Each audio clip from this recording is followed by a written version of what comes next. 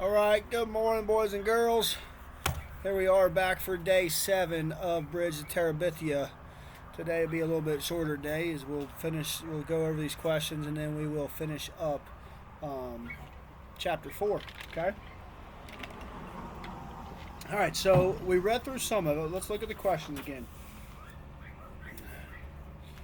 So number 9 was, what did Leslie offer to give Maybelle? So if you go back and look and remember when they got off the bus, they talked about going on an adventure, and Maybelle wanted to go, but they kind of bribed her by giving her something. What did Leslie give to her? And we did answer that one. When they got to their secret place, were they able to get to it? We did answer that one also. We read through that one already. Number 11, what did Leslie suggest for her and Jess to have all to themselves? Hint, hint, that answer to that question is back up in number 10's question. Number 12, you should know that one just by the title of the book, and it did also say. Number 13, I don't think we answered yet. I can't remember, I have to go back and look. But what were Leslie's parents' careers? What were they?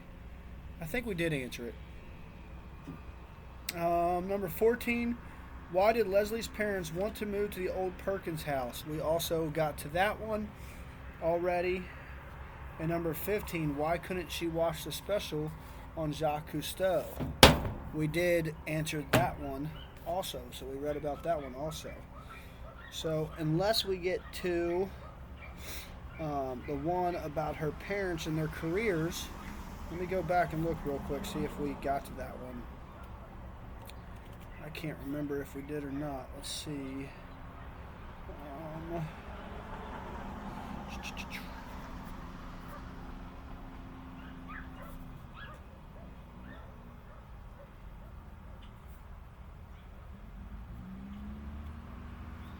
Alright.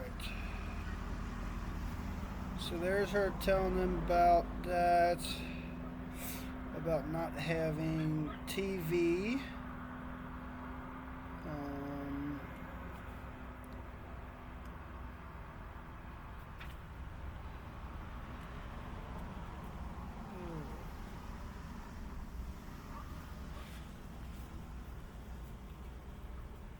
Let's see.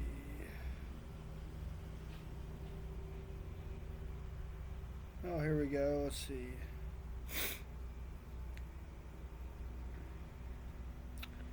When they got on the bus, I think she did say it when she got on the bus. They're on my page 40. I'm not sure what page you guys are on your book.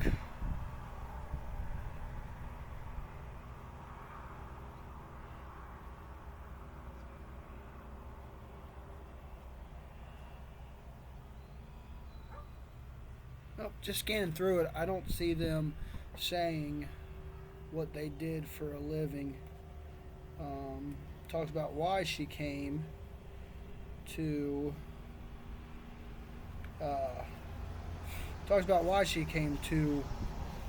Lark Creek, but I don't think it says what her parents did. Let's see, they're reassessing their value structure.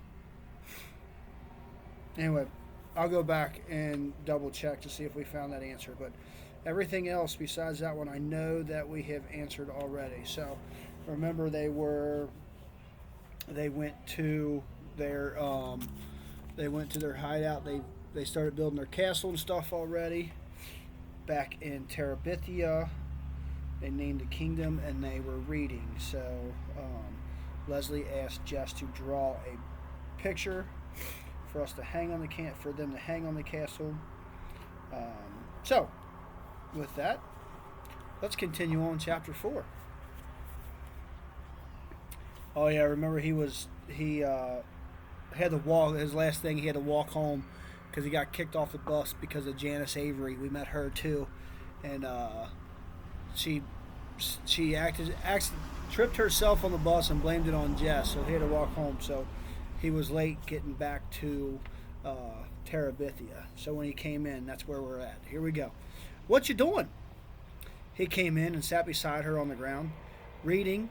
I had to do something. That girl, her angle came rocketing to the surface. It don't matter. I don't mind walking all that much. What was a little hike compared to what Janice Avery might have chosen to do? It's the principle of the thing, Jess. That's what you've got to understand. You have to stop people like that. Otherwise, they turn into tyrants and dictators. He reached over and took a whale book from her hands, pretending to study the bloody picture on the jacket. Getting any good ideas? What? I thought you was getting some ideas on how to stop Janice Avery. No, stupid. We're trying to save the whales. They might become extinct. He gave her back the book. You save the whales and shoot the people, huh? She grinned finally. Something like that, I guess. Say, did you ever hear the story about Moby Dick? Who's that? Well, there was once a huge white whale named Moby Dick. And Leslie began to spit out a wonderful story about a whale and a crazy sea captain who was bent on killing it. His fingers itched to try to draw it on paper. Maybe if he had some proper paints, he could do it. There ought to be a way of making the whale shimmering white against the dark water. At first, they avoided each other during school hours, but by October, they grew careless about their friendship. Gary Fulcher, like Brenda, took great pleasure in teasing Jess about his girlfriend. It hardly bothered Jess. He knew that a girlfriend was somebody who chased you on the playground and tried to grab you and kiss you.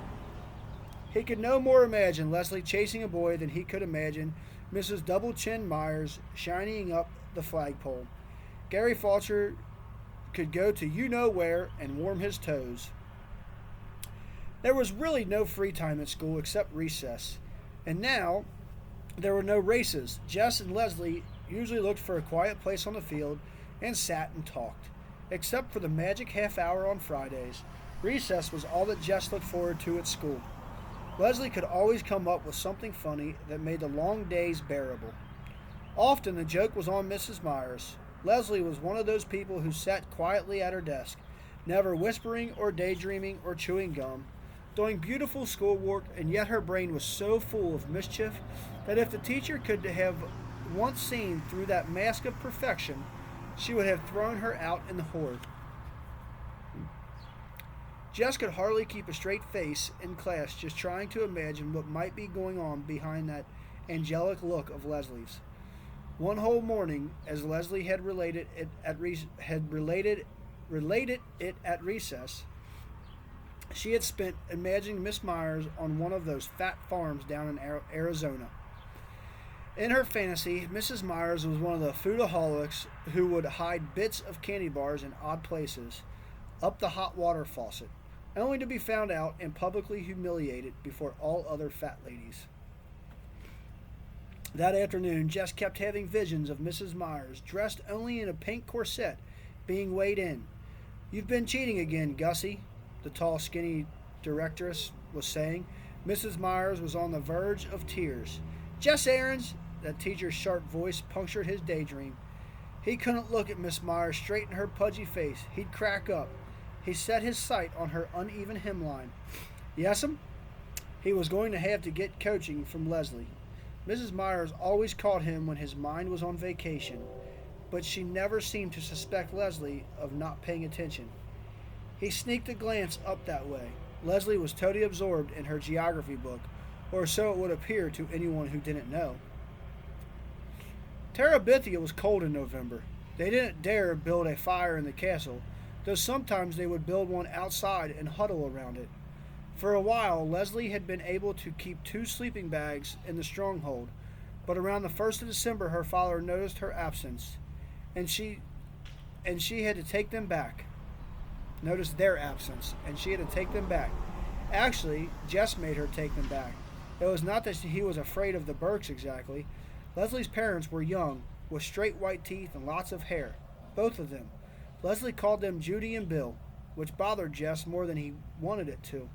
It was none of his business what Leslie called her parents, but he just couldn't get used to it.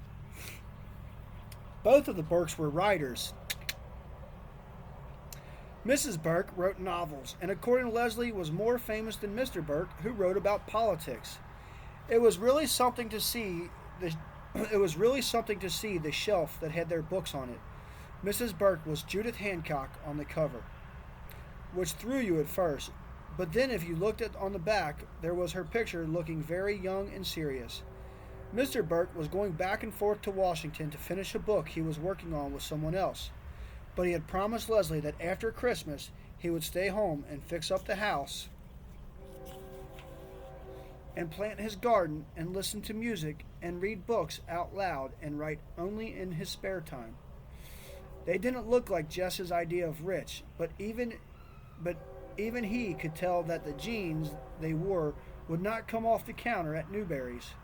There was no TV at the Burkes, but there were mountains of records and a stereo set that looked like something off Star Trek. And although their car was small and dusty, it was Italian and looked expensive too. They were always nice to Jess when he went over, but then he would suddenly begin talking about French politics or string quartets, which at first he thought was the square box made out of string, or how to save the Timberwolves or Redwoods or singing whales, and he was scared to open his mouth and show once and for all how dumb he was. He wasn't comfortable having Leslie at his house either. Joyce Ann would stare, her index finger pulling down her mouth and making her drool. Brenda and Ellie always managed some remark about girlfriend. His mother acted stiff and funny just the way she did when she had to go up to school about anything. Later, she would refer to Leslie's tacky clothes. Leslie always wore pants, even to school. Her hair was shorter than a boy's. Her parents were hardly more than hippies. Maybelle either tried to push in with him and Leslie or sulked at being left out. His father had seen Leslie only a few times and had nodded. And had nodded to show that he had noticed her. But his mother said that she was sure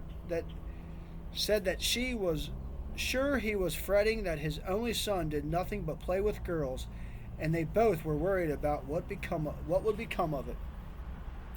Jess didn't concern himself with what would become of it. For the first time in his life, he got up every morning with something to look forward to. Leslie was more than his friend. She was his other, more exciting self, his way to Terabithia and all the worlds beyond.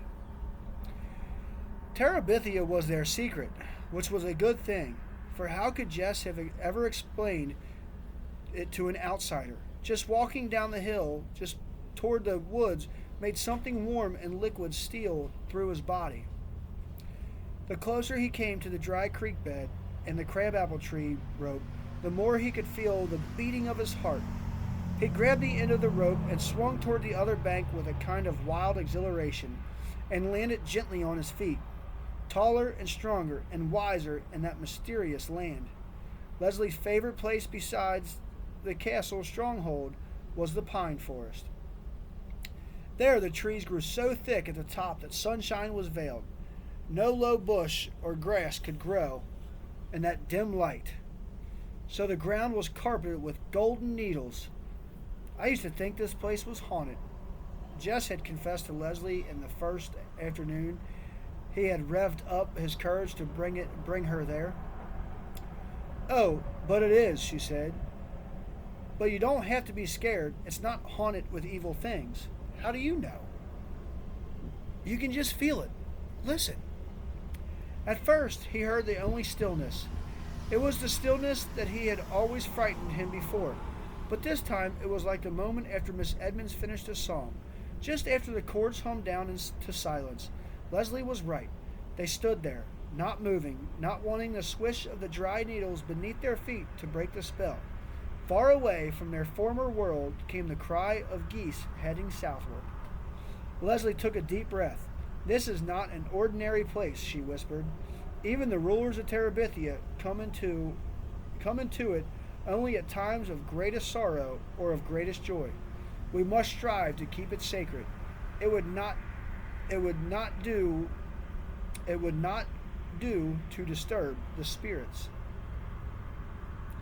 He nodded, and without speaking, they went back to the creek to the creek bank where they had shared together a solemn meal of crackers and dried fruit. All right, guys, so that is the end of chapter 4. All right, I'll come back tomorrow for a short chapter 5. I think I'm going to look. We might have questions again tomorrow. I'm going to look ahead, but we are done for the day. I told you it'd be a quick day. I don't want to read too fast and finish the book with a lot of summer school left. Then I'll have to come up with more work for you guys to do, and you guys don't want that. So with that being said, I am going to sign off here, and I will talk to you guys tomorrow for day 8. See ya.